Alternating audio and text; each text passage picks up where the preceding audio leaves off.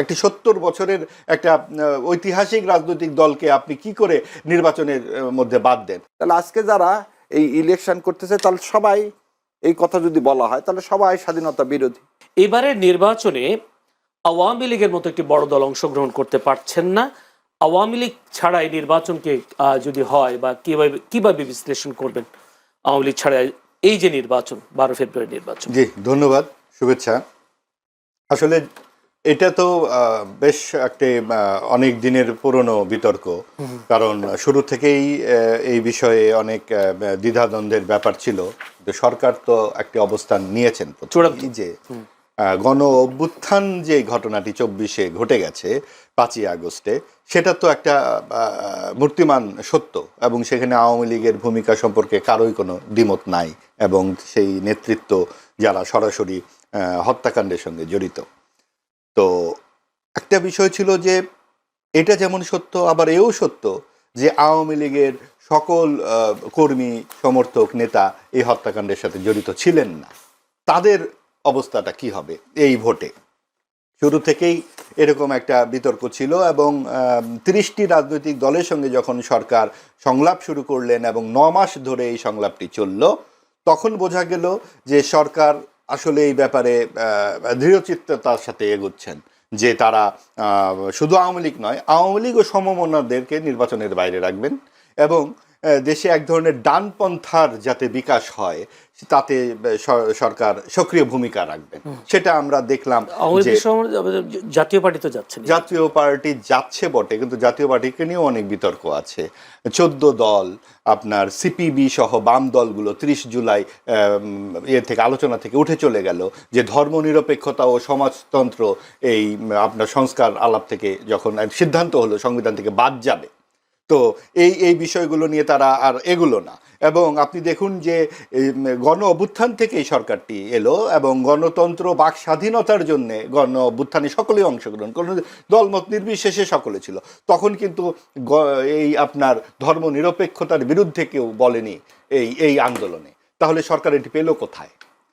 আমাদের বাংলাদেশের যেই মুক্তিযুদ্ধ জাত চেতনা, গণতন্ত্র এবং আপনার বাকস্বাধীনতার পাশাপাশি সেই 4টি স্তম্ভের প্রধান 2টি স্তম্ভই কিন্তু সরকার বিসর্জন দিয়ে দিল। এই ম্যান্ডেট সরকার পেল কোথায়? 30টি রাজনৈতিক দলই কি বাংলাদেশ? সেই 30টি রাজনৈতিক দলের 7-8টি বাদে আমরা অধিকাংশ দলের দ্বিতীয় বা তৃতীয় ব্যক্তির নামই জানি না। অর্থাৎ পুরো বাংলাদেশ এই আলোচনাটিতে অনুপস্থিত ছিল। তারপরেও বাস্তবতা হচ্ছে যে বাংলাদেশের যে সংকট চলছে, বিভিন্ন দেশে আমাদের এখানে ভিসা নিয়ে সমস্যা হচ্ছে, আমাদের বাংলাদেশের ভাবমূর্তি নষ্ট হয়ে গেছে। আজকে বাংলাদেশের পাসপোর্টের অবস্থান দাঁড়িয়েছে 100 নম্বর 106টি দেশের মধ্যে। এই যে তলানিতে পড়ে যাচ্ছে বাংলাদেশের ভাবমূর্তি, এই জায়গা থেকে উদ্ধারের একটি পথ, একটি সুষ্ঠু, অবাধ, অন্তর্ভুক্তিমূলক নির্বাচন, এবং এই নির্বাচনের মাধ্যমে এটাই গণতন্ত্রের প্রথম ধাপ, এবং সেখানে আমরা 12ই ফেব্রুয়ারিতে আশা করে পৌঁছে যাচ্ছি। সব কিছুর পরেও এটা তো আর এমন ঘটনা নয় যে এটাই সর্বশেষ নির্বাচন। যদিও প্রশ্ন হচ্ছে আওয়ামী লীগ কি অপ্রাসঙ্গিক হয়ে যাচ্ছে, বা অপ্রাসঙ্গিক হওয়ার মতো এমন সিচুয়েশন তৈরি হয়েছে কিনা? তাহলে তো আপনি এই প্রশ্নই করতেন না। কতখানি প্রাসঙ্গিক হলে আলোচনার শুরুতেই এই প্রশ্নটা করলেন। তার মানে বারবার যখন আওয়ামী লীগের কথা বলা হচ্ছে, বারবার যখন বলা হচ্ছে এটা অপ্রাসঙ্গিক কিনা, তার মানে তো প্রাসঙ্গিক। যদি আওয়ামী লীগ অপ্রাসঙ্গিক থাকতো তাহলে তো এই আলোচনারই প্রয়োজন পড়তো না। সব কিছুর মধ্যে কেন শুরুতেই আওয়ামী লীগের কথা আসতেছে? কাজেই আওয়ামী লীগ যেমন অপরাধ করেছে এটাও সত্য, আবার আওয়ামী লীগ মুক্তিযুদ্ধের নেতৃত্ব দানকারী। একটি 70 বছরের একটা ঐতিহাসিক রাজনৈতিক দলকে আপনি কি করে নির্বাচনের মধ্যে বাদ দেন? তাহলে তো জামাতে ইসলামীর ভূমিকাটিকে এখানে আলোচনায় আসতে হবে, যে 71 সালে তাদের ভূমিকা ছিল কি ছিল। তাকে যদি আপনি নিতে পারেন তাহলে আওয়ামী লীগকে কেন অন্তর্ভুক্তি করতে পারলেন না? এবং সেই জায়গাতে আমাদের সকল দল যদি থাকতে পারতো, তাহলে যেটা আমাদের 91-তে, 96-তে, 2001-এ যে 3টি নির্বাচন আমরা দেখেছিলাম সকল দলের অংশগ্রহণে, সেটি যখন অনুপস্থিত থাকছে। আরেকটি কথা হচ্ছে, আওয়ামী লীগ যখন ছলে বলে কৌশলে নির্বাচনগুলো 3 বার, তখন আওয়ামী ও সমমনরা নির্বাচন করেছিল। তখন বলা হতো বিএনপি জামাত সব কুকাণ্ডের হোতা, এরা আগুন সন্ত্রাসী, এদেরকে নির্বাচনে আসতে দেওয়া হবে না। বেগম খালেদা জিয়াকে 8 বছরের জন্য জেলে দিয়ে দেওয়া হলো এতিমের মামলার জন্য। একটা ছোট্ট একটা মামলাতে তাকে নির্বাচন অযোগ্য ঘোষণা হলো, ঠিক একইভাবে এবারও কিন্তু বিএনপিও সমমনায় নির্বাচন করছে। আজকে যদি আওয়ামী লীগ এই মাঠে থাকতো তাহলে বিএনপি ও জামাত কি আজকে এরকম মুখোমুখি থাকতো? তখন কিন্তু বিএনপি জামাত একদিকে থাকতো।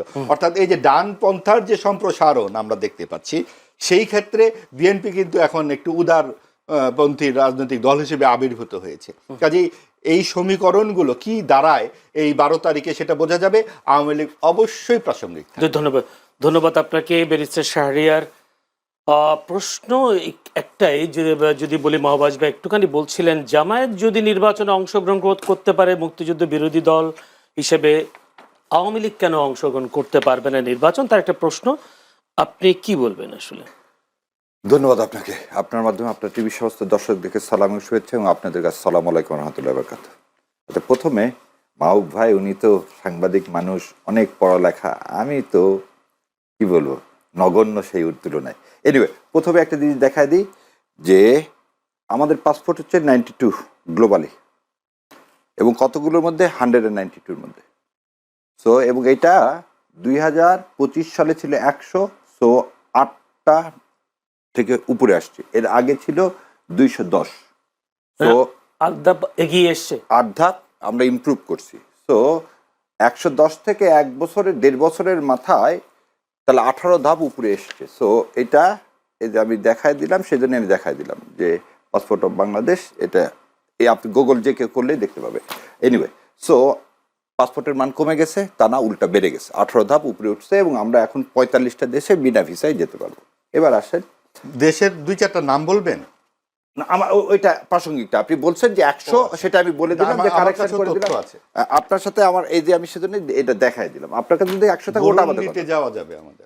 বুরুন্ডি কোথায় গেলাম না গেলাম দ্যাটস ইমম্যাটেরিয়াল। ম্যাটেরিয়ালটা হচ্ছে আপনার পাসপোর্টের ধাপটা উপরে উঠছে কিনা।